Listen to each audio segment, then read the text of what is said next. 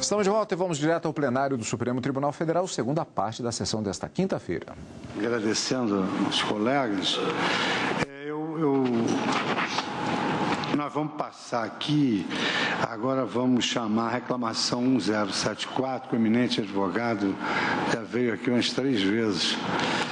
Relator, ministro Sepúlveda, pertence, reclamante, Procurador-Geral da República, intimados o INCRA, União, Procuradoria-Geral Federal, espólio de Edgar Saturnino Fernandes e outro. É um voto vista do ministro Marco Aurélio. Eu vou só fazer o histórico do julgamento.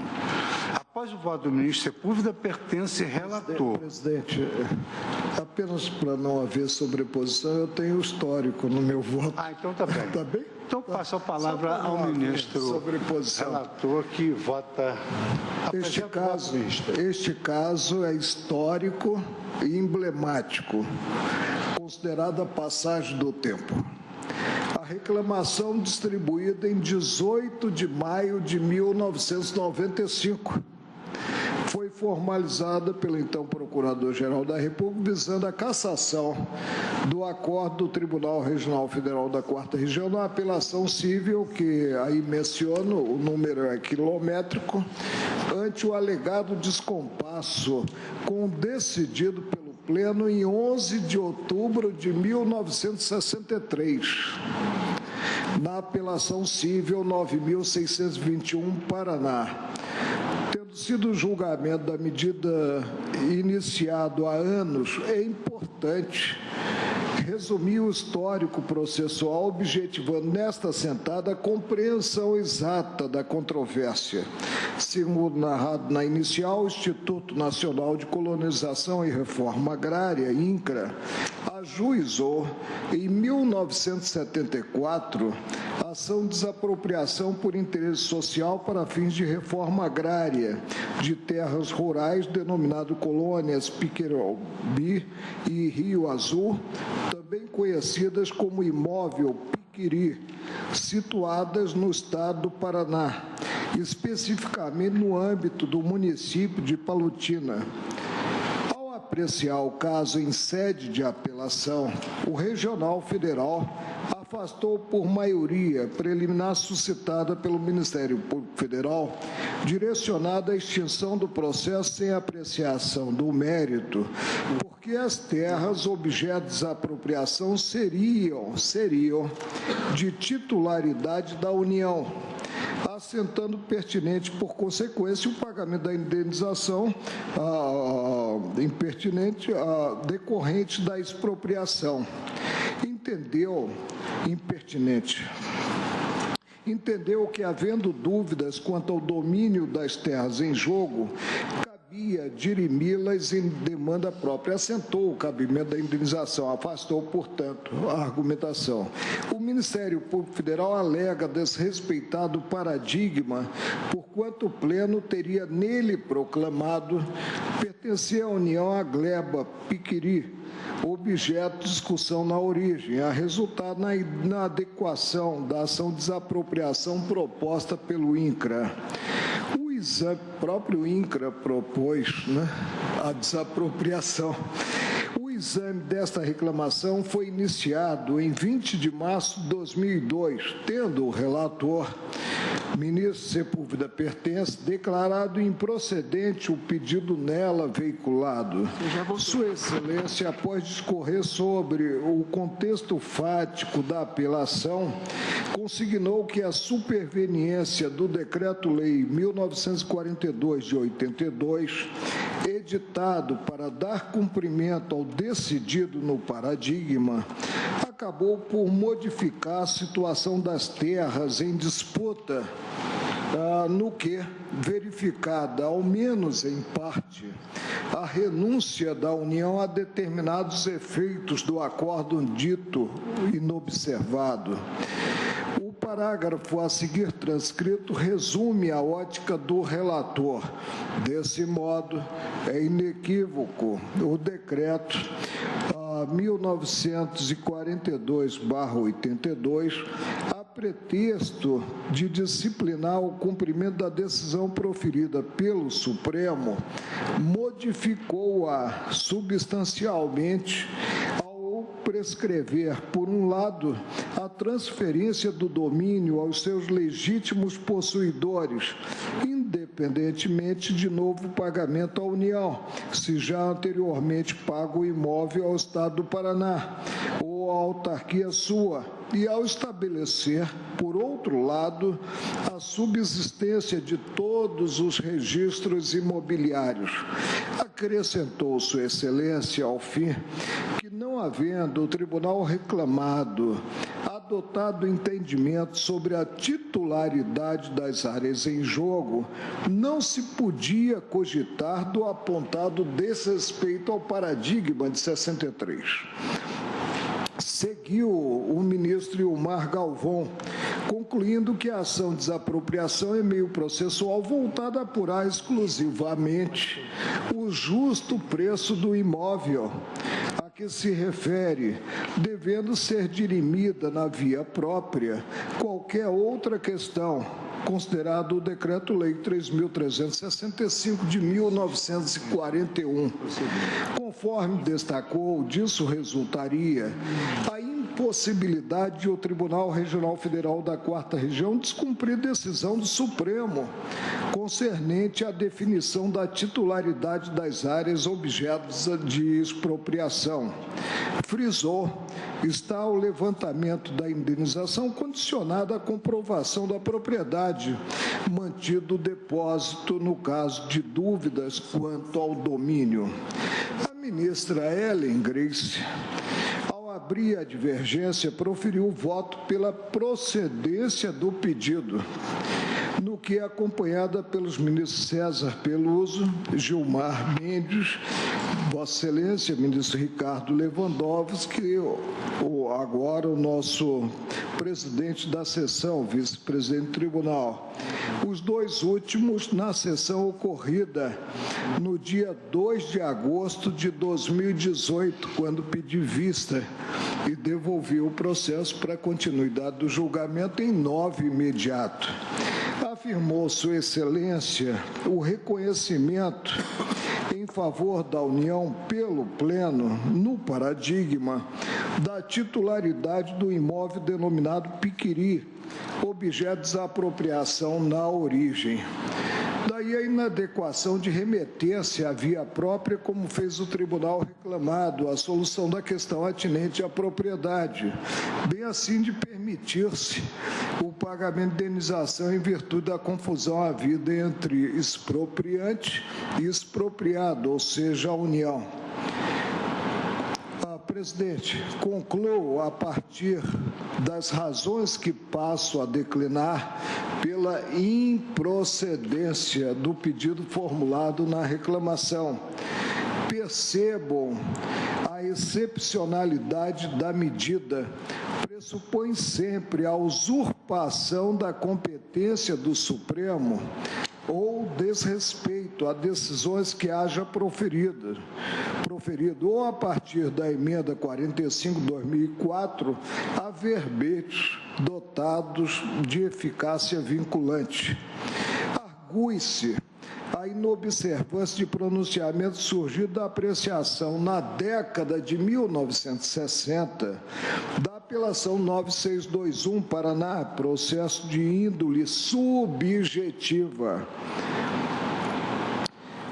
Em virtude de conflito entre o Estado do Paraná e empresas incorporadas ao patrimônio nacional, foram alçados ao Supremo embargos de terceiro, interposto pelo ente federal com a finalidade de ver reconhecido o domínio da União sobre diversas glebas situadas no âmbito territorial do Estado do Paraná, entre estas as de nome Piquiri, objeto do ato reclamado.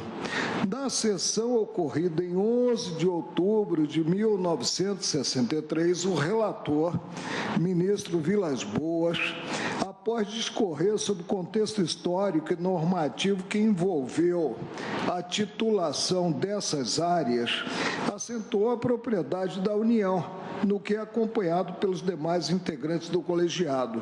Eis o teor da ementa confeccionada na oportunidade. Embargo terceiro, deduzidos por empresas incorporadas ao patrimônio nacional perante o juiz de direito da Foz do Iguaçu e por este remetidos ao conhecimento do Supremo, a consideração de que envolvem litígio entre o Estado do Paraná e a União.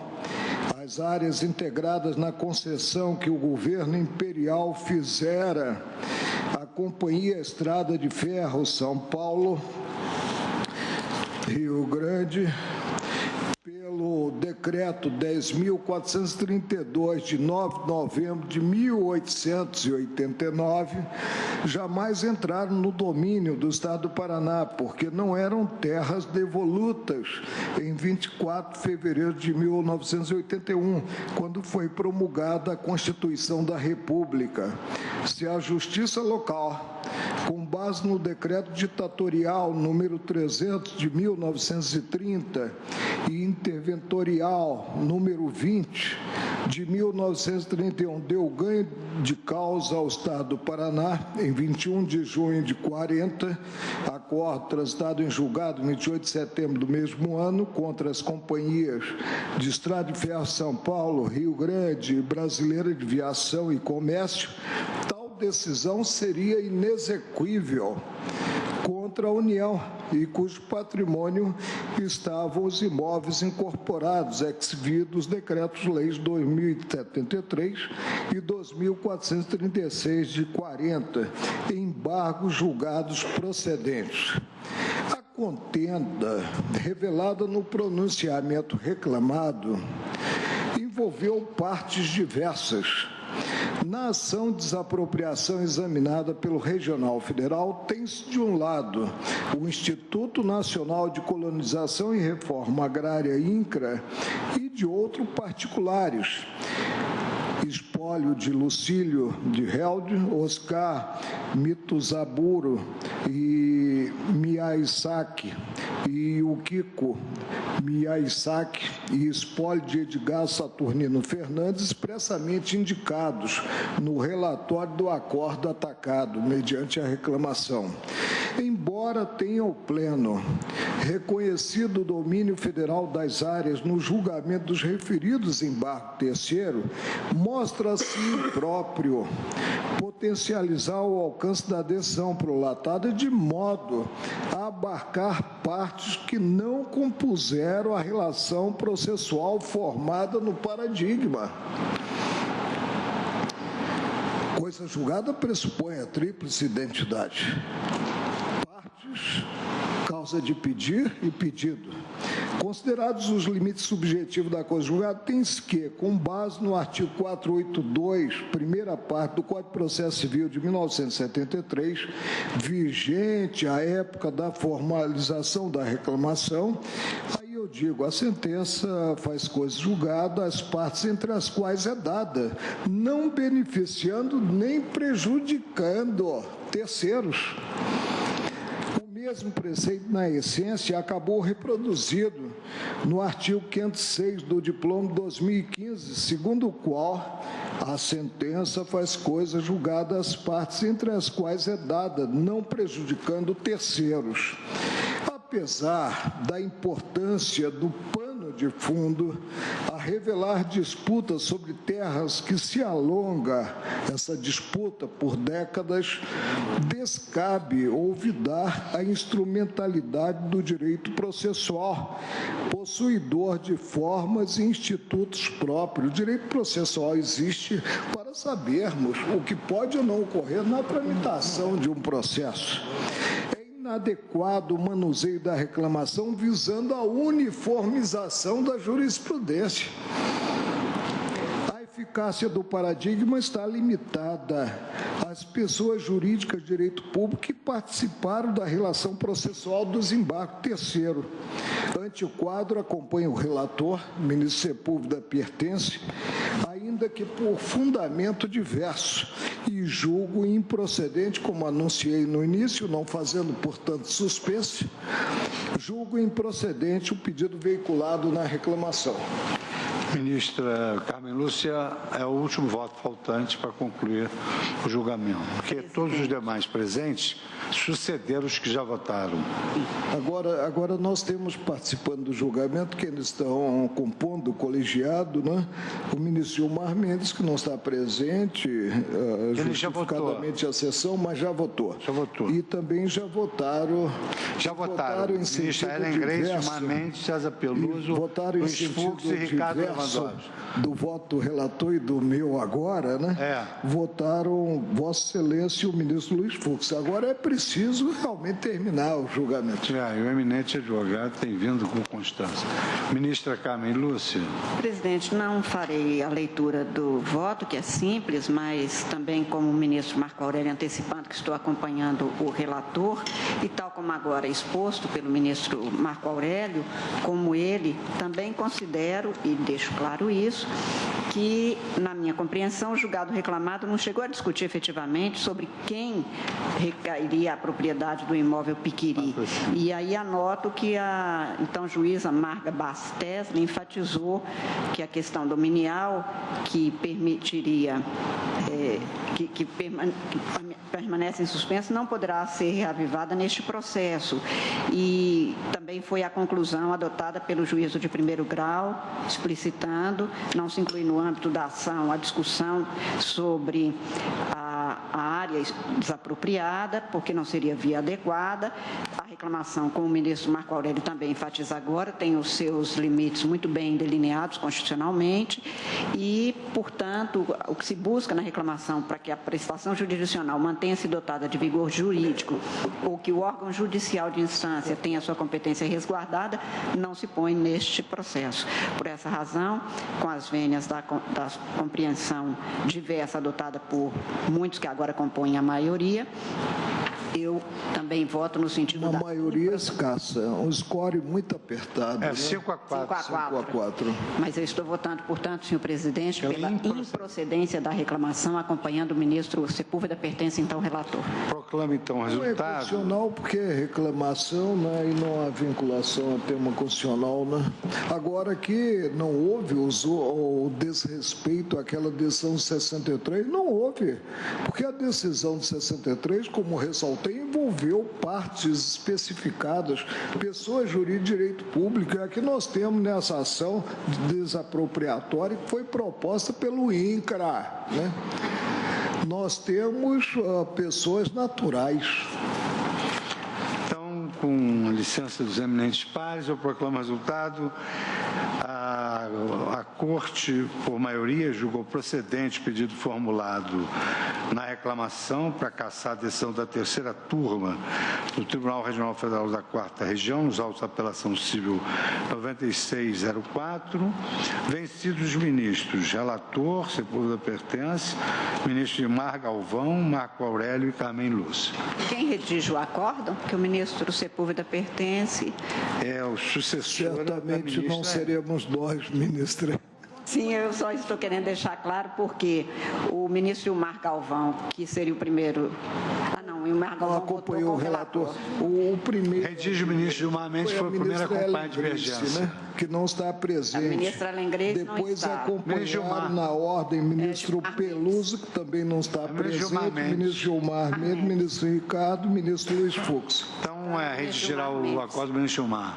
Redator para acordo, ministro Gilmar Mendes.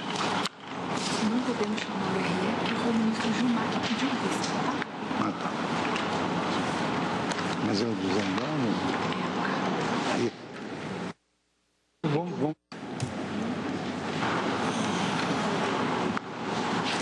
Muito embora tenhamos aqui um pedido de preferência que seria acolhido no recurso da 663-696, eu sou o relator, mas houve um pedido de vista dos autos do ministro Gilmar Mendes.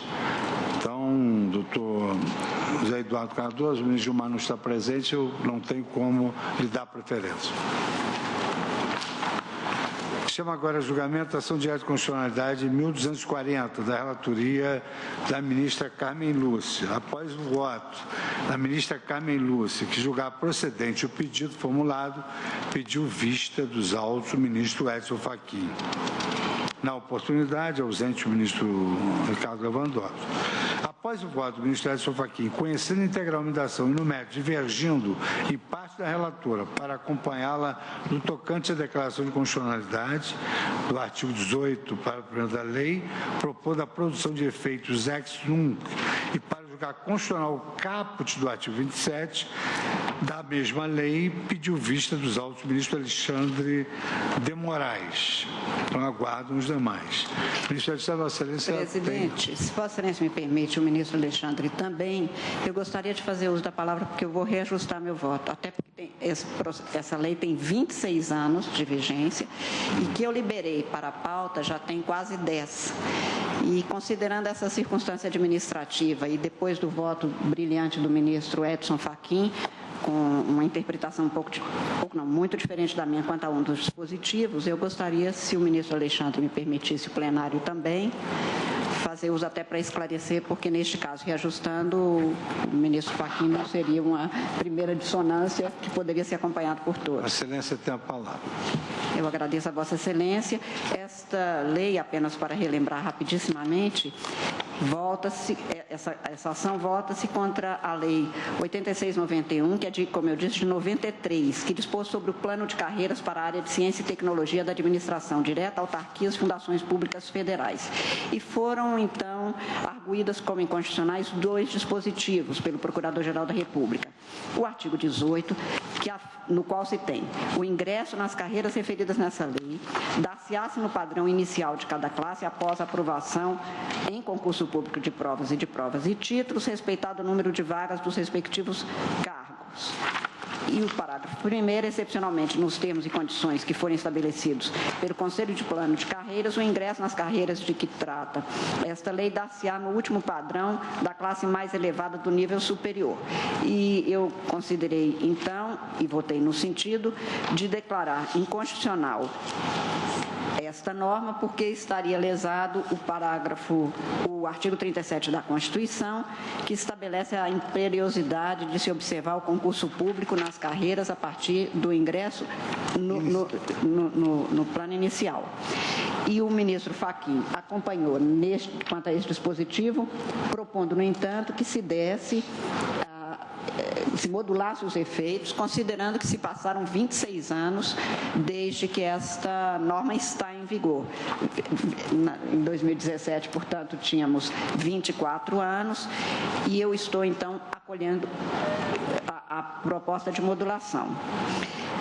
No meu voto, inicialmente eu tinha considerado também inconstitucional para dar procedência à ação quanto ao artigo 27, que dispõe: os atuais servidores dos órgãos e entidades referidos no parágrafo 1º do artigo 1º, ou seja, aqueles do plano de carreiras para a área de ciência e tecnologia da administração direta, permanecerão em seus atuais planos não alcançados pelo artigo anterior, quer dizer, aqueles que não vão mudar de carreira, mas que por não cumprimento dos requisitos previstos na própria lei, permanecerão em seus atuais planos de classificação de cargos, fazendo jus, contudo, a todas as vantagens pecuniárias do plano de carreiras estruturado por essa lei. Então, há um plano de carreira que estava em vigor, sobreveio a lei, se eles ficam nestes cargos, mas ganham segundo o plano de carreira estruturado na lei. Eu considerei que aqui haveria uma equiparação, em alguns casos, vinculação em outras, o que também contraria expressamente o texto da Constituição. O ministro Fachin, ao votar, deu pela constitucionalidade desse artigo 17, fazendo remissão ao artigo 26, portanto, o artigo que antecede aquele, no qual se tem que os atuais servidores de órgãos e entidades referidos no parágrafo 1º do artigo 1º serão enquadrados nas carreiras constantes do anexo 1, mesmo nível, classe e padrão, onde estejam posicionados na data da publicação desta lei. Então, na interpretação do ministro Fachin, se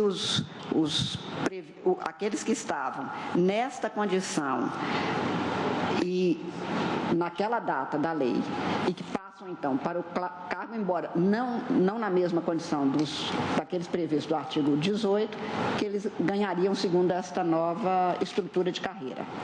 Então, por isso, Vossa Excelência considerou que não haveria a equiparação que eu tinha aventado.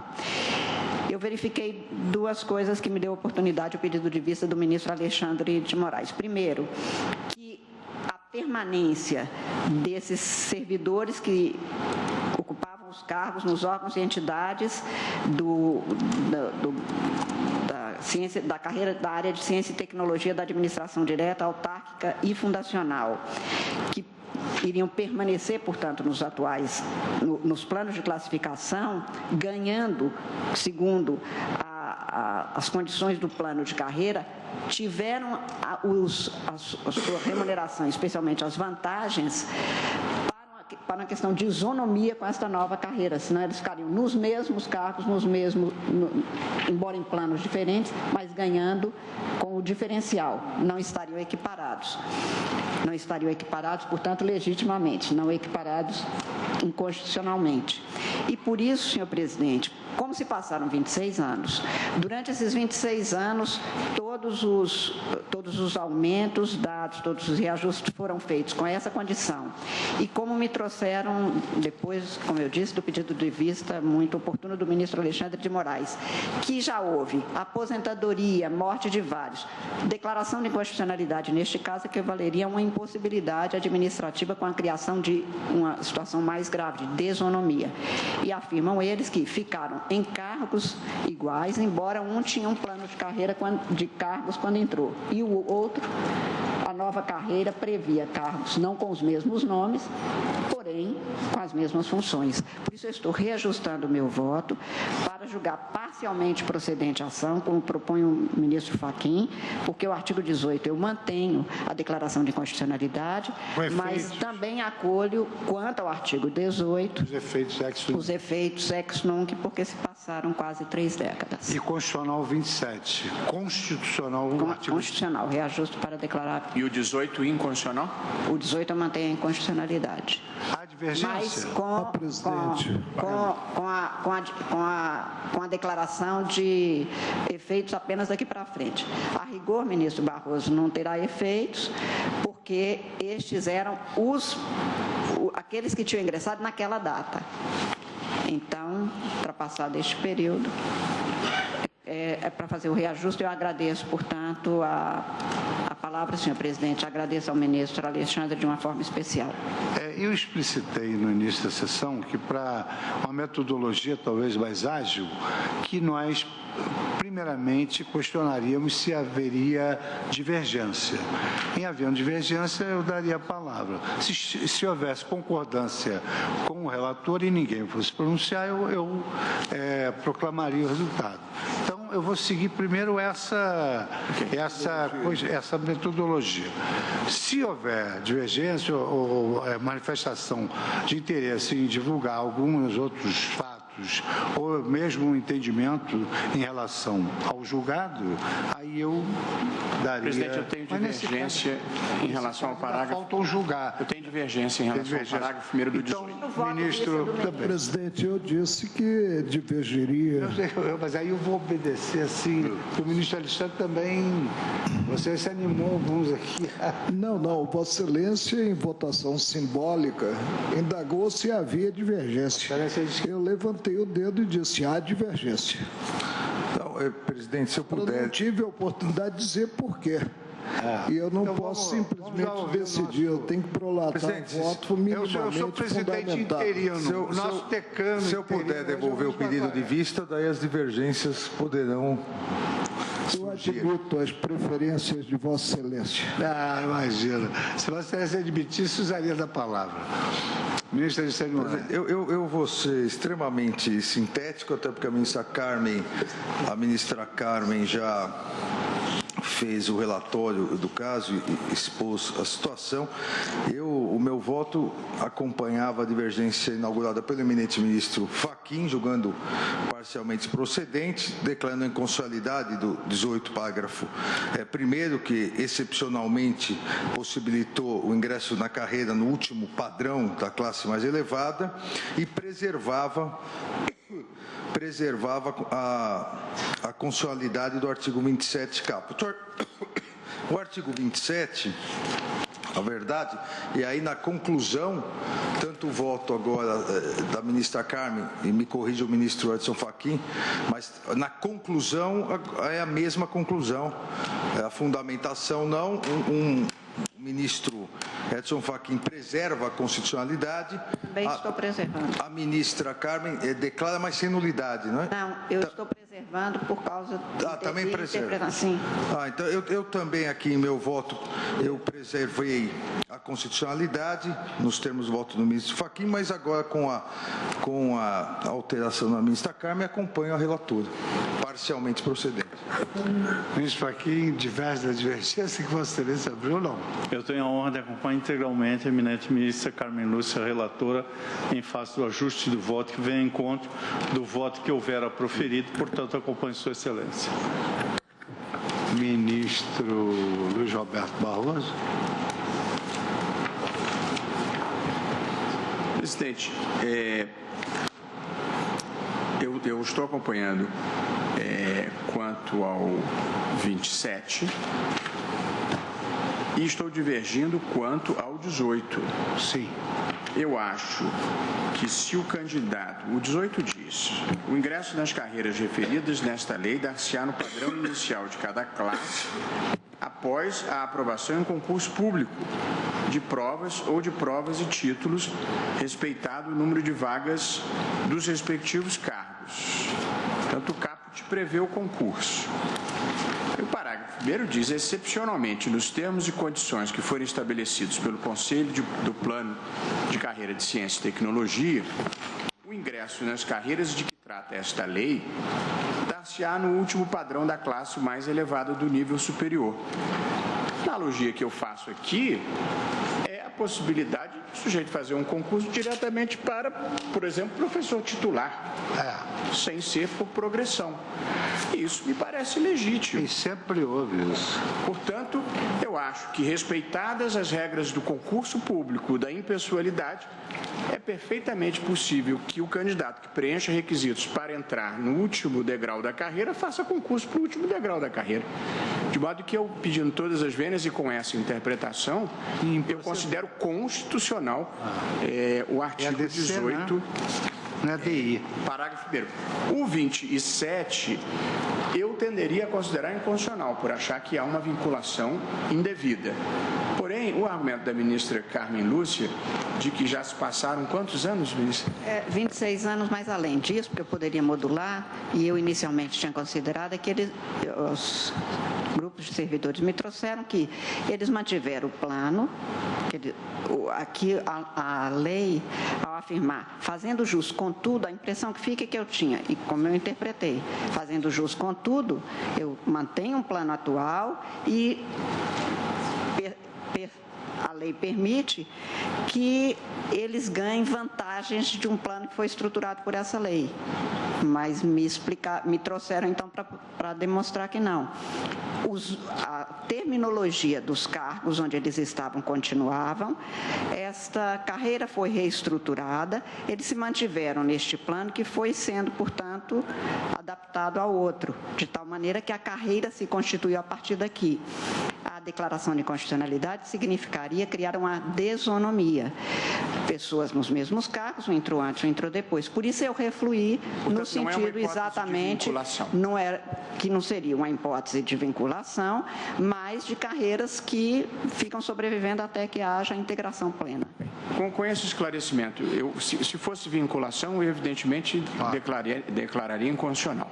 Com essa explicação da ministra Carmen Lúcia e considerada a passagem do tempo, eu estou acompanhando a posição de Sua Excelência quanto ao artigo 27. Portanto, eu declaro... constitucional ambos. Eu declaro ambos constitucionais, exatamente. Agora vota a ministra Rosa Weber.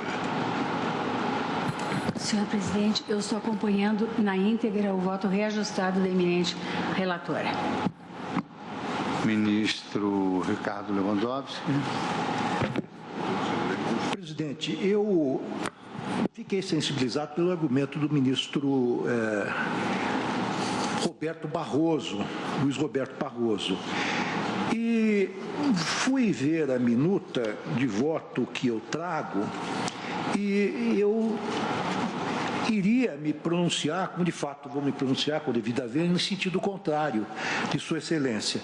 Eu até, curiosamente, me levantei durante a sessão para comentar uma mudança no regimento da pós-graduação da Faculdade de Direito da Universidade de São Paulo, em que se exige para o doutorado o prévio título de mestrado. Até manifestei minha perplexidade ao ministro Alexandre, que também faz parte do corpo docente, e ele também ficou um pouco perplexo no primeiro momento, porque nada impediria que alunos brilhantes fossem diretamente para o doutorado, independentemente de passarem pelo estágio do mestrado. Mas aqui, eminente presidente e prezados pares, eu estou dizendo o seguinte: a Lei 8.691 organiza as carreiras federais de ciência e tecnologia, reunindo em uma estrutura vertical cargos com atribuições e requisitos de investiduras diversos. Cada cargo tem requisitos próprios de investidura e é dividido em classes e possui requisitos de investidura e atribuições próprios. Cada cargo constitui uma carreira própria, não havendo clareza na lei sobre a possibilidade de ascensão de um cargo para outro. Se, por exemplo, pesquisador associado ascenderia ao cargo de pesquisador titular. O anexo 1 da lei, por sua vez, representa graficamente as classes de cada cargo como desdobramento das classes dos cargos, entre aspas, inferiores, o que sugere a interpretação dada pelo então Procurador-Geral da República, autor da ação, de que a lei permitiria ascensão funcional entre cargos com requisitos de investidura diversos. Esta Suprema Corte, em reiteradas decisões, proclamou que o ingresso nos cargos estruturados em carreiras deve ocorrer na classe inicial da carreira. Esse entendimento foi consolidado na súmula 685 e depois na vinculante 43, que tem a seguinte redação: é inconstitucional toda modalidade de provimento que propicia ao servidor investir-se sem prévia aprovação em concurso público destinado ao seu provimento em cargo que não integra a carreira na qual anteriormente investido. Mas não creio que talvez este argumento seja relevante. Me permito sublinhar este argumento, seria o seguinte: ao permitir o ingresso de determinados aprovados no último padrão da última classe de nível superior, entre aspas, o parágrafo 1º do artigo 18 da lei em questão permite que servidores já iniciem sua carreira em situação mais favorável do que outros que já estão na mesma carreira de nível superior, mas que necessitarão de anos de progressões e promoções para alcançar o mesmo nível da carreira. E aí, senhor presidente, eu penso que se cria uma certa desisonomia entre aqueles que já estão na carreira há muito tempo e aqueles que ingressam, persaltam no último grau da carreira. Portanto, embora sensibilizado com o argumento... Pois não. Se me permite, Vossa Excelência está, portanto, declarando inconstitucional o parágrafo 1º do artigo 18, como eu fiz. Exatamente. Eu estou pedindo vênia ao ministro Barroso, embora sensibilizado pela argumentação de Sua Excelência, para acompanhar, então, agora integralmente o voto reformulado da ministra Carmen Lúcia, relatora do caso. Ministro Gilmar Mendes. Veio, presidente. Estou apoiando a relatora. Ministro Marco Aurélio. Presidente, a lei é de 1993 e o ajuizamento da ação direta de inconstitucionalidade pelo Procurador-Geral da República da época, o doutor Aristides Junqueira Alvarenga, ocorreu praticamente de imediato, ou seja, no início de 1995. Portanto, ocorreu dentro de um tempo razoável. O que se tem na espécie se tem a causa da Babel administrativa funcional hoje notada. Simplesmente se colocou em segundo plano o que preconizado pela Constituição de 1988, no artigo 39, quanto à carreira.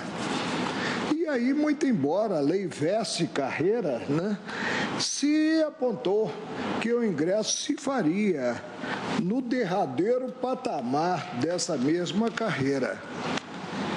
A meu ver, considerados os precedentes do tribunal, e refiro-me aqui aos formalizados nas ADINs 231 e 245, relator ministro Moreira Alves, né, se maltratou a Constituição Federal, especificamente o disposto no artigo 39, nela contido. A mais, presidente, o artigo 27 trouxe à baila uma equiparação como que uma vinculação, porque muito embora se refira à permanência de servidores nos planos de classificação de cargos, o plano originário cogitou da extensão automática a esses servidores, né, das novas remunerações previstas nessa lei. Lei, para mim, conflitante com a Constituição Federal, que precisa ser um pouco mais amada, precisa ter uma concretude maior, não cabendo o hiato entre o formal e a realidade, é uma lei natimorta.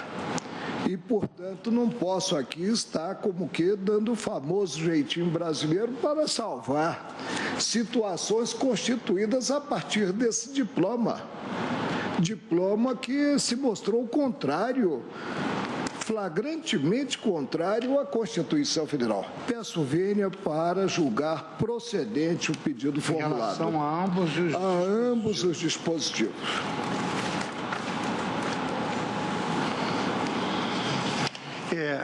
Eu sou o último a votar, já todos votaram. Eu tenho aqui, trouxe naquela oportunidade que se pediu vista, exatamente a mesma preocupação externada pelo ministro Luiz Roberto Barroso, no sentido de permitir, conforme a necessidade e a especificidade da atividade requerida, a legislação realizar concurso público diretamente para a última classe, à medida em que há requisitos objetivos específicos para cada classe. Eu vou fazer a juntada de votos, mas eu estou acompanhando o ministro Luiz Roberto Barroso. Então, eu proclamo o resultado. A Corte, por maioria, conheceu integralmente da ação e, no mérito, declarou a inconstitucionalidade com efeitos ex nunc do artigo 18, parágrafo 1º da Lei 8691 de 93 e julgou constitucional o caput do artigo 27 do mesmo diploma. Vencidos os ministros Luiz Roberto Barroso e Luiz Fux, que consideravam ambos os dispositivos constitucionais, e o ministro Marco Aurélio, que julgava procedente integralmente a ação declaratória de constitucionalidade. Com a chegada do ministro Gilmar, eu passo para Vossa Excelência aqui o recurso ordinário 663696, com pedido de preferência de advogado presente, Associação dos Procuradores Municipais de Belo Horizonte. Então, a situação do julgamento é a seguinte: eu fui relator após os votos do ministro Luiz Fux, relator Edson Fachin, Carmen Lúcia, Marco Aurélio e Celso de Mello, que davam provimento ao recurso ordinário. E dos votos dos ministros Teoriza Vasque e Rosa Weber, que o desproviam, pediu vista ao ministro Gilmar Mendes. Senhor presidente, pela ordem, eu não votei nesse caso? Eu vou impedir do ministro Barroso, ausente justificadamente o ministro George Toffoli, por força da presidência do TSE, como observador aqui da Presidência do ministro Ricardo Lewandowski. Você era presidente à época. Pois então, eu era o último a votar, portanto, o ministro Gilmar Mendes pediu vista e eu não tive oportunidade de me manifestar. Você vota. Perfeito, então voto. Eu que voto por último. Não, já votei. E, presidente, peço confirmar meu conferir e confirmar meu impedimento. Está confirmado. Está confirmado. Então, o ministro Gilmar Mendes está com a palavra. Presidente, esse é um caso delicado, você sabe, tendo em vista todas as suas repercussões, inclusive orçamentárias. Na origem, trata-se de recurso extraordinário interposto pela Associação dos Procuradores Municipais de Belo Horizonte contra acordo do Tribunal de Justiça do Estado de Minas Gerais, o qual assentou que a remuneração devida aos procuradores municipais encontra limite no valor do subsídio de prefeito. Eu transcrevo, então, a emenda. Os embargos de declaração opostos foram rejeitados. No recurso extraordinário interposto com fundamento 102.3a da Constituição, aponta-se, em síntese, violação ao artigo 37.11, combinado com o artigo 132 do texto constitucional. A recorrente alega que o termo procuradores, constante da parte final do inciso 11 do artigo 37, deve ser entendido de maneira ampla, a englobar todos os membros da advocacia pública estadual, distrital e municipal, de modo a ser aplicado como teto para essas carreiras o subsídio dos desembargadores do Tribunal de Justiça. Dos elementos nesse sentido, os autos foram distribuídos à relatoria de Vossa Excelência, que, diante da relevância da matéria, manifestou-se pelo reconhecimento da repercussão geral. Em 15 de 12 de 2011, o plenário reconheceu a repercussão. E aí, transcrevo a norma do 37.11, que fala de procurador. E como já bem delineado por Vossa Excelência, em seu voto, o referido inciso estabelece 4 tetos distintos para a remuneração dos servidores públicos. Como teto nacional, o subsídio de ministro do Supremo. Como teto estadual e distrital, dividido em razão do poder em que atue o agente público, sendo o teto no âmbito do Executivo, o subsídio do governador. No Legislativo, o subsídio dos deputados estaduais e distritais. No Judiciário, o subsídio dos desembargadores dos tribunais de justiça. Como teto municipal, o subsídio do prefeito. E aí vem essa questão que, de fato, nós poderíamos até discutir de iure constituendo, não é? Que, como teto para as funções essenciais da Justiça, Ministério Público, Defensores Públicos e Procuradores, o subsídio dos desembargadores dos Tribunais de Justiça estaduais, limitado a 90 inteiros e 25% do subsídio mensal em espécie dos ministros do Supremo. Assim, verifica-se que as carreiras dos servidores públicos estaduais e municipais, o Poder Constituinte derivado estabeleceu como teto o subsídio do respectivo chefe do poder, permitindo ao ente federal, no entanto, o uso de sua autonomia fixar teto remuneratório distinto. Ocorre que, com a relação às funções essenciais à Justiça, compreendida aqui a Advocacia Pública, a Defensoria e o Ministério Público, a Constituição entendeu por bem dar-lhes um tratamento diferenciado dos demais servidores, fixando-lhes como teto subteto o subsídio dos desembargadores dos tribunais de justiça. Com efeito, o texto do artigo 37.11 refere-se apenas a procurador, não especificando as carreiras a que se refere. Nessa esteira, destaco que, apesar de a Constituição não fazer menção expressa aos procuradores municipais, há que se reconhecer que, quando organizados em carreira, também exercem um munus de advogados públicos, realizando as atividades congêneres àquelas desempenhadas pelos advogados da União, incluídos os procuradores dos Estados e do Distrito Federal, prestando consultoria jurídica e representando judicial e extrajudicialmente a municipalidade. Assim, como bem salientado pela ministra Carmen Lúcia em seu voto, a interpretação literal e extensiva do termo procuradores e a aplicação do subteto referente ao subsídio dos desembargadores aos procuradores municipais deve-se ao fato de não haver em nosso país um poder judiciário municipal. Cabe ainda salientar que o teto remuneratório é o limite máximo de remuneração que poderá ser oferida por um servidor público, não o mínimo. Continua o chefe do Poder Executivo estadual ou municipal, assim como ocorre na esfera federal, apto, por meio da iniciativa legislativa, estruturar as carreiras dos procuradores estaduais e municipais de forma a não receberem esse teto. De qualquer forma, presidente, até, como eu disse, de iure constituindo, talvez essa norma soe estranha e contribui para uma certa confusão no contexto geral. Mas a mim me parece que, ao se referir a procuradores, o fez tanto em relação aos procuradores estaduais como aos municipais. Por isso, pedindo todas as vênias à divergência, eu acompanho às inteiras o voto de Vossa Excelência para dar provimento ao recurso extraordinário. Ministro Ricardo Lewandowski. Senhor presidente, trago voto escrito também, mas acompanho, peço vênia à divergência e acompanho Vossa Excelência, dando provimento ao recurso. Proclamo o resultado.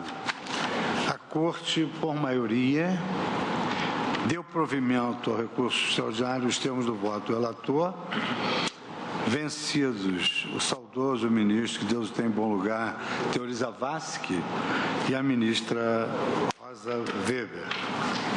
Impedido o ministro Roberto Barroso.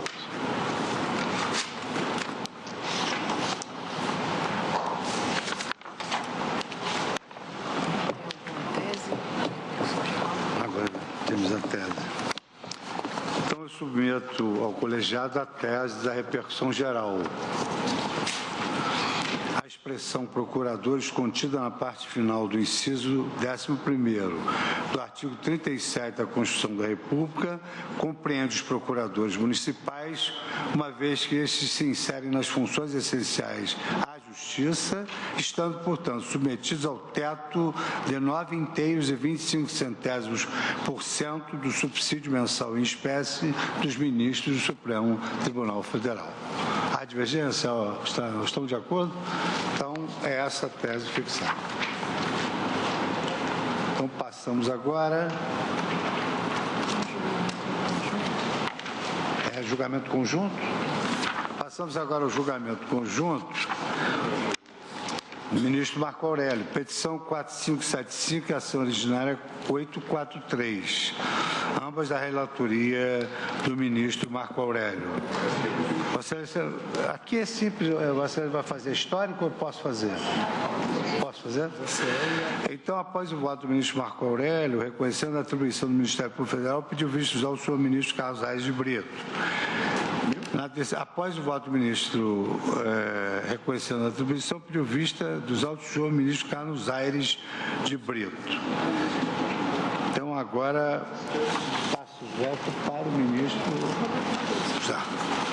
Então, falta votar ministro Roberto Barroso, Alexandre Moraes, Edson Fachin, Rosa Weber, Luiz Fux, Carmen Lúcia, Ricardo Lewandowski, Gilmar Mendes, Celso de Mello e Dias Toffoli.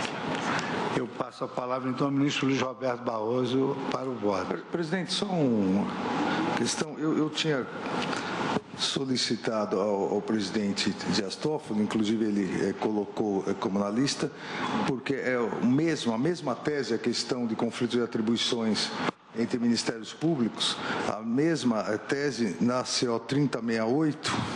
Está na sua lista 16, né? É na lista, exatamente, só para constar. Então, poderíamos, depois desse julgamento, passar para essa lista por uma questão de conexão. Então, ministro Luiz Roberto Barroso, você tem a palavra. Presidente, é um caso antigo de pedido de vista do ministro Carlos Aires lá atrás. Trata-se de um conflito negativo de atribuições suscitado pelo Ministério Público do Estado de São Paulo, em face do Ministério Público Federal, no curso de inquérito civil instaurado para apurar suposta irregularidade no repasse de verbas ao Fundef Guatapará.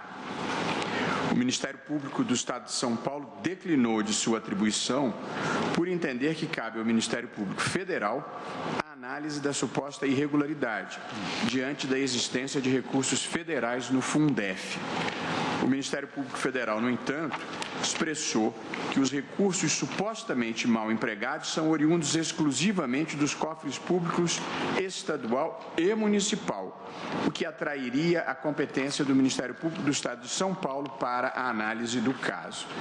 Diante da oposição firmada entre os órgãos do Ministério Público Paulista e Federal, suscitou-se o conflito negativo de atribuições aos Supremo Tribunal Federal. O presente conflito de atribuições foi autuado como ação civil originária e distribuído ao ministro Marco Aurélio. Encaminhado para parecer, o Procurador-Geral da República opinou pela remessa do feito ao Ministério Público Federal em razão da natureza dos recursos do Fundef. Em 1º de julho de 2009, o ministro Marco Aurélio, em seu voto, entendeu preliminarmente que a competência para a análise do presente conflito negativo de atribuição cabe ao Supremo Tribunal Federal. No mérito, assentou que a investigação sobre a suposta irregularidade no repasse de verbas ao Fundef Guatapará caberia ao Ministério Público Federal, uma vez que o fundo é composto por recursos federais. O ministro Carlos Aires Brito pediu vista dos autos, sendo feito posteriormente a mim distribuído. Feita essa recapitulação, passo ao meu breve voto. Conforme afirmado no julgamento da ACO 924 do Paraná, o Supremo Tribunal Federal não é competente para dirimir conflito de atribuição entre órgãos do Ministério Público vinculados a entes federativos diversos. Veja-se que não há um conflito federativo com estatura razoável para inaugurar a competência do Supremo Tribunal Federal, de que trata o artigo 102.1f da Constituição. A jurisprudência do Supremo já assentou que não é qualquer conflito entre entes da Federação que autorize e justifique a intervenção do Supremo, mas apenas aqueles conflitos federativos que ultrapassam os limites subjetivos dos órgãos envolvidos e que possuam potencialidade suficiente para afetar os demais entes e até mesmo o Pacto Federativo, e aí transcrevo passagem do voto do ministro Celso de Mello. No presente caso, o que há é mera divergência de entendimento a respeito da definição do órgão do Ministério Público que deve investigar um determinado fato possivelmente ilícito. Trata-se de uma divergência interna de órgão subordinado aos princípios da unidade e da indivisibilidade, conforme o artigo 127, parágrafo 1º da Constituição. As dissensões dessa natureza não configuram conflito federativo. E aí transcrevo também passagem do voto do ministro saudoso, querido ministro Teori Zavascki, na ACO 2820. E prossigo. De fato, lançar o dissentimento interno do Ministério Público ao exame do plenário do Supremo, além de comprometer as já extensas funções da Suprema Corte, mina a própria independência funcional do Ministério Público. Essa conclusão foi encampada pelo plenário ao concluir o julgamento da ACO 924, e aqui transcrevo o voto de Sua Excelência, o ministro Luiz Fux, nosso presidente em exercício. Na forma explicitada na ACO 924, a competência para dirimir conflitos de atribuição entre órgãos do Ministério Público vinculados a entes federativos diversos é do Procurador-Geral da República. Note-se que a Constituição outorgou em diversos dispositivos, entre os quais os incisos 6º e o parágrafo 1º do artigo 103 e o artigo 103b, atribuições nacionais ao PGR. Esses encargos nacionais diferem daqueles concedidos à chefia do Ministério Público da União, os quais são igualmente distribuídos às chefias dos Ministérios Públicos dos Estados. Esse quadro normativo constitucional, que proclama competências nacionais ao Procurador-Geral da República, denota a inexistência de afronta à independência dos órgãos do Ministério Público. O Procurador-Geral da República, na solução de conflitos de atribuição, atua como órgão nacional e não como chefe do Ministério Público da União. Diante do exposto, voto no sentido de adotar a jurisprudência da Corte para reconhecer a incompetência originária do Supremo para julgar a causa, com a subsequente remessa do feito ao Procurador-Geral da República. Aqui observo que, quando nós votamos essa matéria, eu havia proposto que a competência fosse para dirimir o conflito do Conselho Nacional do Ministério Público. Essa posição não prevaleceu, prevaleceu a competência do Procurador-Geral da República e, portanto, eu estou me alinhando ao precedente de plenário e determinando que o conflito seja dirimido por Sua Excelência. Presidente, como relator... O relator votou antes desse... Como relator, presidente, em primeiro lugar, ressalto que precisamos respeitar a federação. E, no caso concreto, o Procurador-Geral da República não chefia e, portanto, não pode dirimir conflito de atribuições qualquer Ministério Público estadual. Quanto à solução preconizada de mandar-se esse conflito de atribuições para um órgão administrativo, digo que a solução respectiva repercute no campo jurisdicional. Porque, conforme a definição do Conselho, que é órgão estritamente administrativo, ter-se-á a definição também da Justiça competente para julgar uma possível, se for o caso, persecução criminal. A Justiça Federal ou a Justiça Estadual. Não há disciplina, e eu não imaginei, e também não imaginaram os constituintes, que Ministério Público Estadual e Federal viessem brigar por trabalho, por mais trabalho, e tivéssemos conflitos de atribuição.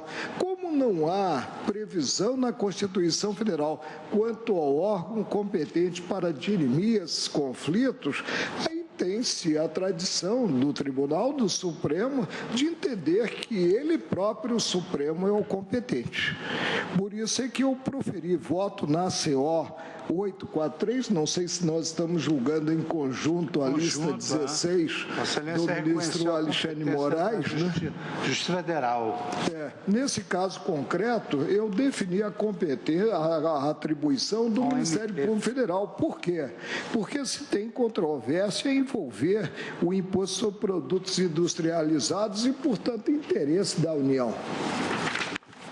Senhor presidente, apenas em sede ainda de discussão, eu participei desta, digamos assim, guinada jurisprudencial, e ela em grande parte foi motivada pelo enorme acúmulo de pretensões nesse sentido de dirimir conflitos entre os ministérios públicos. Agora o ministro Barroso está confirmando que Sua Excelência, na ocasião, trouxe uma solução no sentido de que fosse o CNMP a dirimir essa controvérsia. Eu não me lembro bem que posição eu tomei, mas aqui no meu voto consta que fiquei vencido na época, no sentido de enviar isto à PGR. Com o passar do tempo, eu verifiquei e senti que houve uma certa, diria assim, um mal-estar entre os ministérios públicos estaduais, no sentido de entender, com a devida vênia da doutora Raquel Dodge, que não há uma subordinação administrativa dos ministérios públicos estaduais que são autônomos relativamente à Procuradoria-Geral da República e que, portanto, não seria a melhor solução atribuir esta decisão ao Ministério Público Federal, à chefia do Ministério Público Federal. E apenas recapitulando e dizendo em que ponto nós estamos neste momento, talvez fosse a ocasião de repensarmos essa solução que demos à questão. Apenas para rememorar, eu que participei destas discussões e ainda me sinto um pouco desconfortável com a linha que adotou este plenário. Presidente, não, eu trago o voto na CO 3068 lista e acho que eu seria agora o próximo a votar. Eu queria só colocar 3 questões que eu acho importantíssimas. Eu nem vou tratar da questão da não competência do Supremo Tribunal Federal, porque entendo que o que foi pacificado pela Corte é o mais razoável realmente e não impede que mesmo decidindo quem for o órgão do Ministério Público, mas uma vez decidido o conflito de atribuições, nada impede que posteriormente, jurisdicionalmente, o juiz se declare incompetente e se crie o conflito de competência. Então, não vincula, essa decisão não vai vincular o Poder Judiciário. Agora, a solução dada à época pela Corte, com o devido respeito, me parece que não foi a solução adequada aos termos constitucionais. E digo por quê. A Constituição, em 88, ela estabeleceu 2 grandes ramos do Ministério Público. Ministério Público da União e Ministérios Públicos Estaduais. Ministério Público da União com 4 sub-ramos, ou 4 instituições. Ministério Público Federal, Ministério Público Militar, Ministério Público do Trabalho e Ministério Público do Distrito Federal.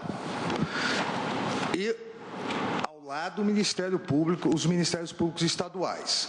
A partir disso, previu os princípios da unidade e indivisibilidade para cada um dos ramos.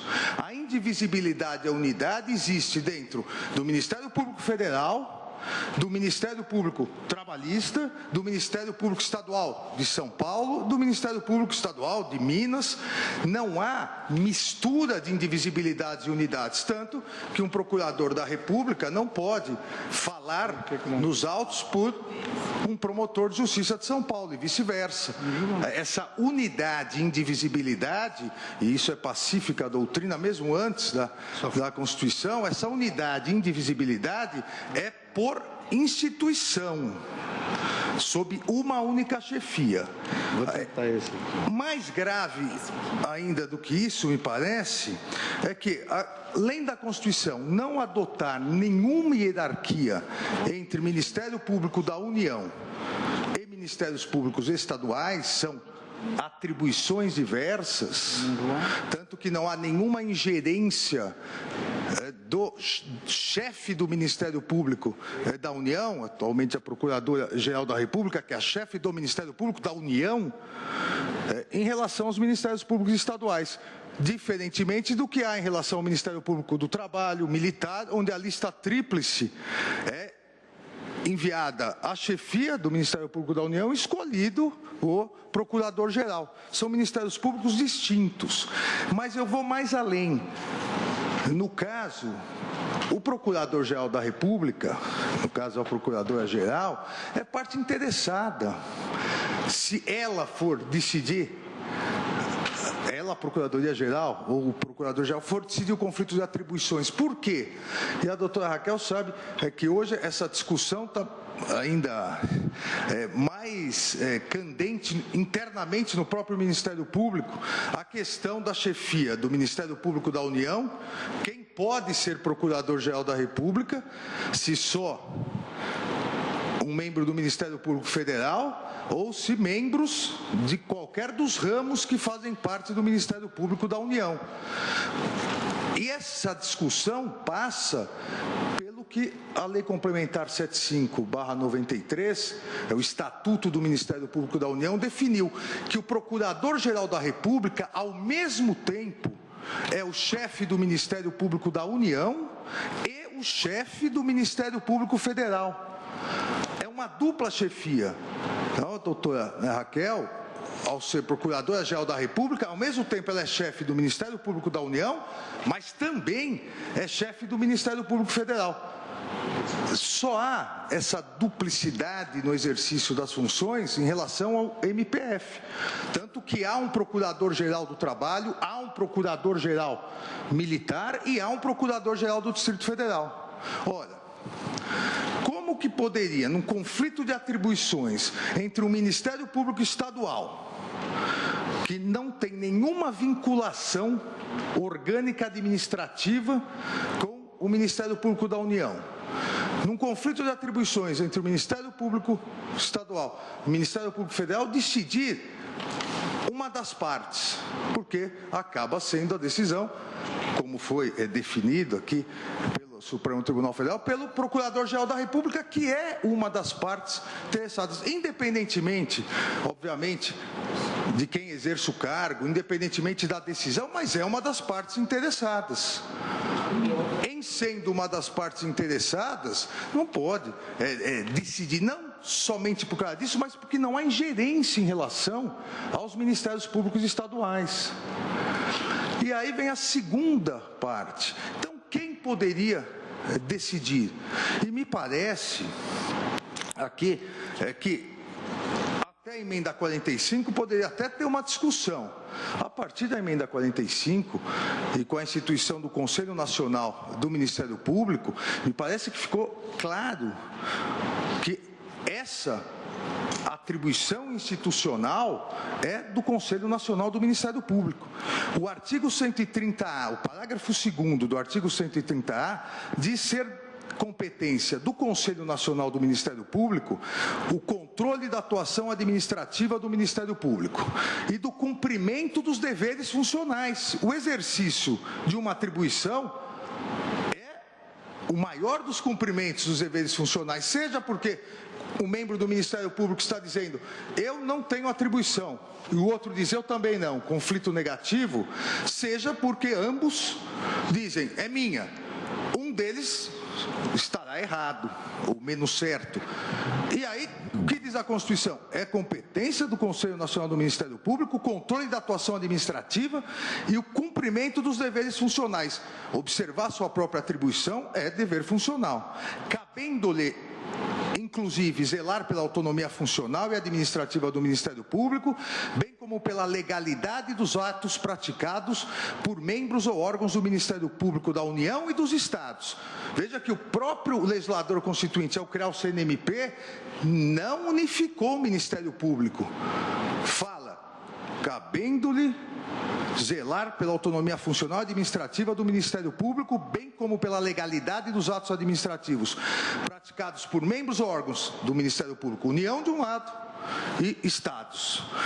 Dentre a legalidade dos atos administrativos, dentro da legalidade do exercício funcional, me parece que aquele que dá ensejo a definir de quem é a atribuição seria exatamente do Conselho Nacional do Ministério Público.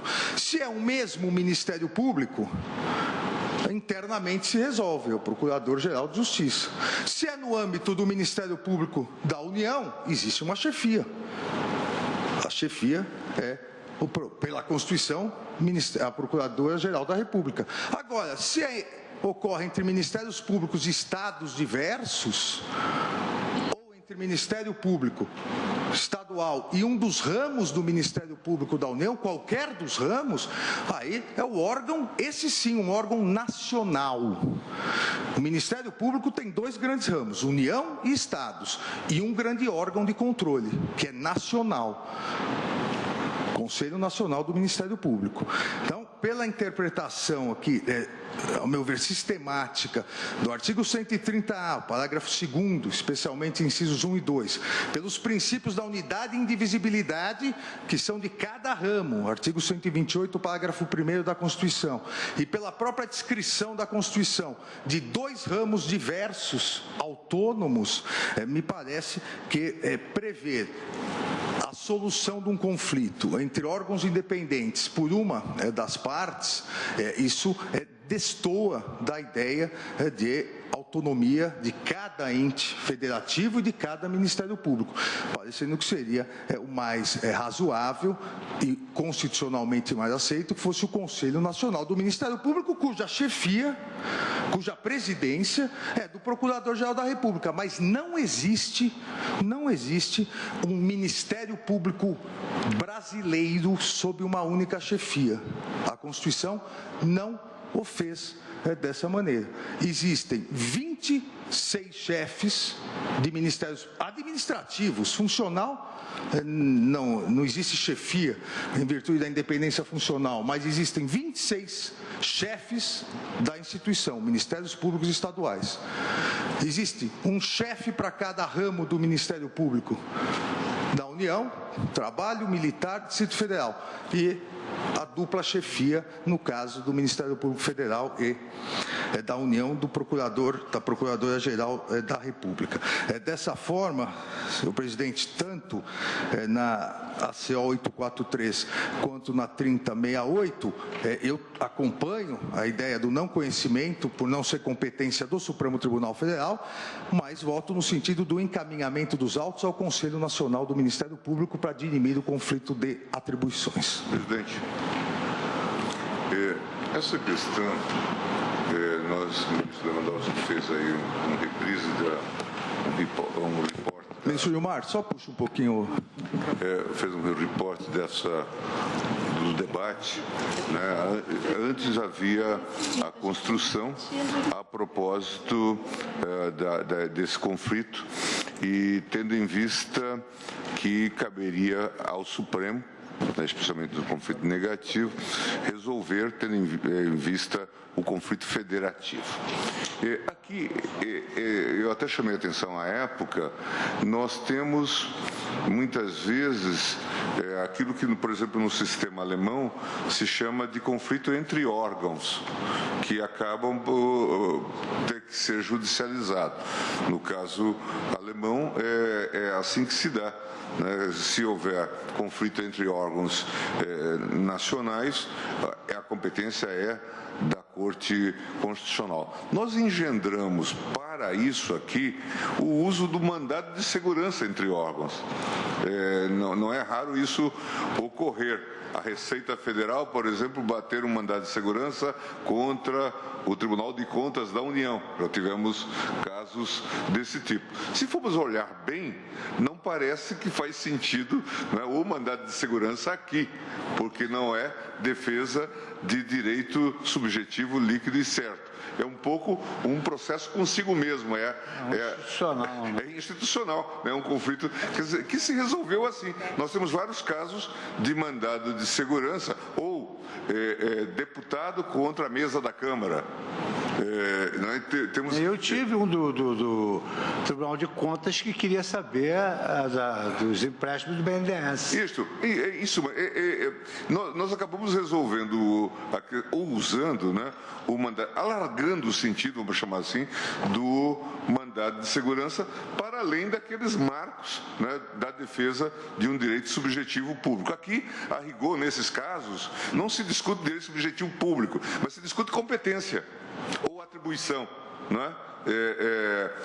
O Supremo, acho que em boa hora, naquele momento, já era a jurisprudência quando aqui cheguei, construiu essa solução, que de fato é bastante interessante, bastante engenhosa, vislumbrando nesses casos um possível conflito federativo e, portanto, resolveria assim a questão. Na época eu me lembro que o debate era bastante mais elaborado, porque se falava, inclusive, numa antecipação de um eventual conflito que haveria entre juízes, né, de esferas diferentes. E aí cabe ao STJ.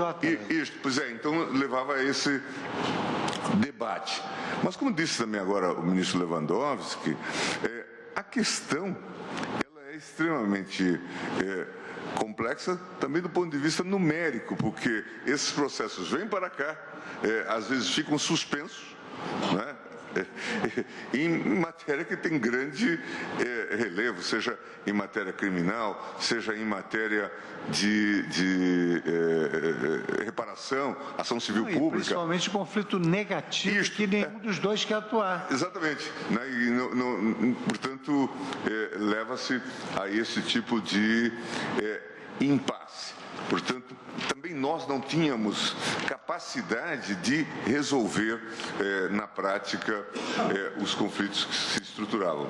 Gilmar, se Vossa Excelência só me permite, eu só vou adiantar a Vossa Excelência que, na verdade, nós imaginávamos que nesse cenário nós iríamos reiterar, digamos assim, aquela última jurisprudência da CEOL. Mas eu confesso que os argumentos do ministro Alexandre Moraes, eles balançaram o ministro Lewandowski, a mim também, era um voto originário também do ministro Luiz Roberto Barroso. Eu vou pedir vista, mas é evidentemente que eu não vou impedir que nenhum colega possa... Presidente, apenas para ficar nas notas a serem gravadas, né? Nós começamos... Perdoe-me, o ministro Gilmar, não sei se... Eu ia só concluir, mas por favor. Nós começamos a julgar essa matéria em 2006, né? E assentamos a atribuição, a competência do Supremo para dirimir o conflito de atribuições, né? Depois julgamos novamente sob a relatoria do ministro César Peluso em 7 de março de 2008, publicação do acordo, né? E e após julgamos, voltamos a enfrentar a matéria, né, na ação originária 1179 da Paraíba. Eu imaginei àquela altura que o tema estaria pacificado e não vamos ter uma carga maior de trabalho, né, com esses conflitos de atribuição, que são poucos. Ministro Gilmar, para concluir. Não, é só para concluir, portanto, por isso, Vossa Excelência já facilitou enormemente o meu trabalho, porque se Vossa Excelência vai pedir vista, eu vou. Mas eu me quedei bastante impressionado com bom, eu encurtei um pouco a exposição. Aí tivemos aquela solução de mandar à Procuradoria-Geral. Mas, à época, também os óbices que agora o ministro Alexandre tão bem articulou... Esse Cláudio Flotelli. Isso, acabou. É claro que já se colocavam esses problemas e agora essas questões muitas vezes se pronunciam, não é? De que, de fato, a Procuradoria-Geral não é a Procuradoria-Geral dos Ministérios Públicos, não é? Como um todo, e pode gerar esse tipo de conflito. De modo que me parece bem colocada a questão posta pelo ministro Alexandre, mas como Vossa Excelência vai pedir vista, vamos... Eu queria, Vossa Excelência me permite uma palavra só para salientar de algo ou exemplificar de algo que foi afirmado aqui de maneira muito oportuna pelo ministro Alexandre de Moraes. Há uma gravidade enorme prática disso. E acho que todos nós trabalhamos tanto e discutimos, como acaba de também anotar o ministro Marco Aurélio, por causa das consequências. E apenas, ministro Alexandre, para lembrar que ainda no final do ano, no mês de dezembro, eu me tornei relatora de um caso, por distribuição veio a mim o caso, de algo que tinha sido judicializado, como Vossa Excelência lembra, ou seja, não se tendo a conformidade ou a conformação do órgão a quem dirigido, acaba sendo judicializado. E o caso que me veio, ministro Alexandre, foi o caso da discussão entre os Ministérios Públicos Estadual de Minas Gerais com o Federal sobre o caso de Mariana, sem solução com pendências, com consequências. E agora, no caso de Brumadinho, a gente vê a consequência daquilo, porque não se tomou todas as providências, talvez, de maneira tão célere, exatamente por causa de divergências como essa. Não estou dizendo que tenha sido só por isso. Mas também para dar o outro lado, que tem sido enfatizado aqui, foi enfatizado pelo ministro Teori, a ministra Rosa lembra. Lembrou agora, exatamente no sentido dessa significação tão grave, que também quando se chega à conclusão e a sociedade faz essa demanda não podendo suportar, os Ministérios Públicos atuam em conjunto, como foi agora no caso de Brumadinho.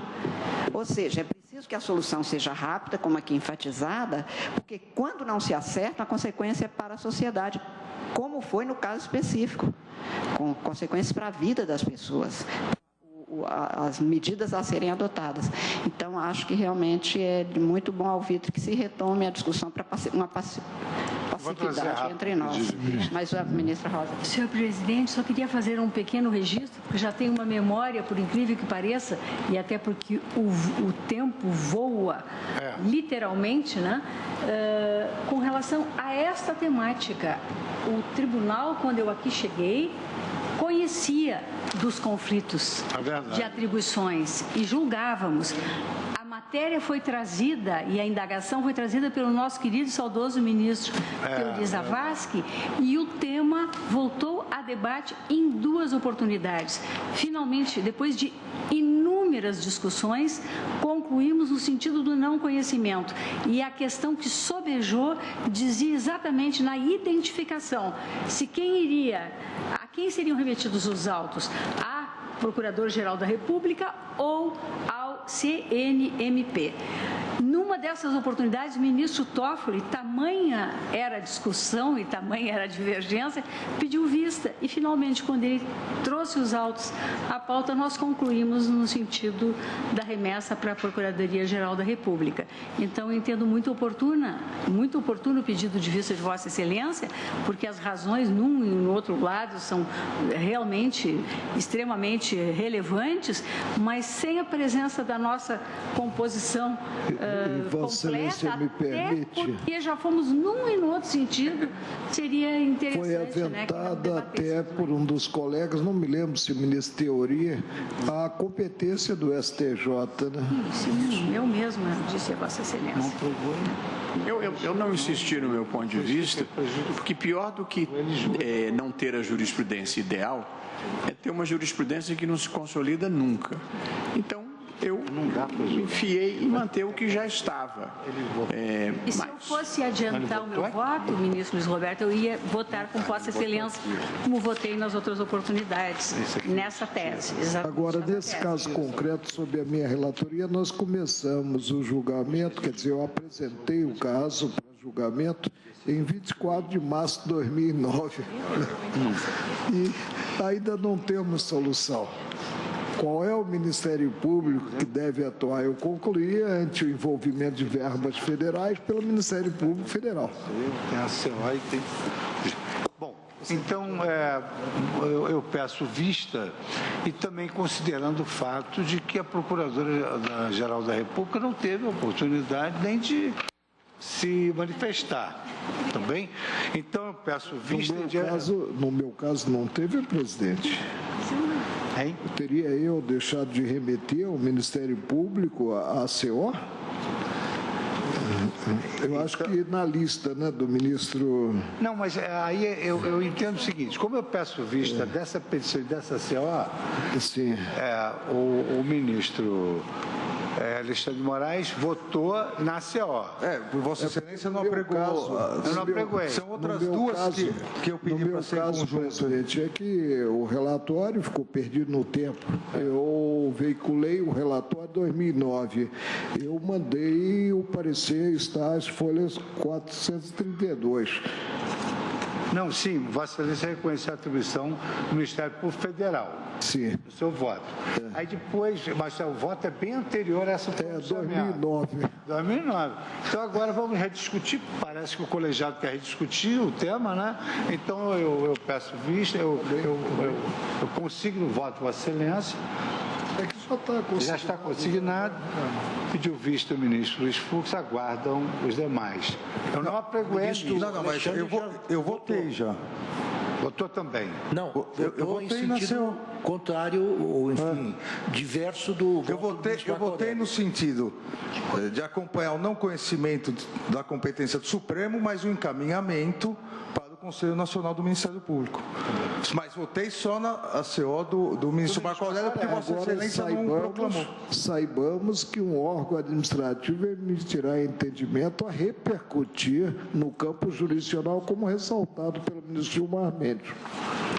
Então, após o voto do ministro Marco Aurélio, que na ação civil originária 843 da petição 4575 reconhecia a atribuição do Ministério Público Federal, e do voto do ministro Alexandre de Moraes, que reconhecia a atribuição do Conselho Nacional do Ministério Público, pediu vista o ministro Luiz Fux e aguardarão os demais. Está bem Ministro, assim? presidente, Vossa Excelência me permite uma pequena observação. Há uma distinção fundamental entre os dois votos. O ministro Marco Aurélio conhece e decide o conflito. E o ministro Alexandre Moraes não conhece e remete para o CNMP. Exato. Para que decida. Tirando a posição do ministro Marco Aurélio, é consenso. Isso. Para onde que vai é que a questão está em aberto. Exato. Isso é... Então, vamos traduzir isso de forma mais explícita. Então, após o voto do ministro Marco Aurélio, que conheceu do conflito e determinou a atribuição do Ministério Público Federal e do voto do ministro Alexandre Moraes Barroso, que divergiu. Não, do ministro Alexandre, suscitando que não cabe ao Supremo dirimir o conflito. Barroso também. Peraí, nós estamos votando a CO e a PET. Sobre a minha relatoria. A 2371. Isso. Então, nessa... A devolução de vista. É a devolução de vista. Isso. Portanto, o ministro Carlos Aires pediu vista após o voto do ministro Marco Aurélio. Isso. Então, eu abri divergência para não conhecer do conflito. Não conhecer, entender que a competência não é do Supremo e redeterminei a remessa ao Procurador-Geral da República, porque, supervenientemente, houve decisão do plenário nesse sentido. O ministro Alexandre de Moraes concorda na não competência do Supremo, mas vota por encaminhar ao Conselho Nacional do Ministério. E, posteriormente a isso, eu peço vista e aguardo o ministro pede vista. Anote o resultado. Diante do adiantado da hora, eu declaro encerrada a sessão, mas comunico que haverá sessão extraordinária nos dias 27 de fevereiro. Isso já teve hoje. No dia 13 de março, às 9h30, e depois a sessão. 13 de março é quarta-feira. Por votação, voto contra. E depois acompanha a divergência. A sessão na parte da tarde. Agradeço a colaboração dos colegas e dos funcionários, dos demais presentes, e declaro encerrada a sessão.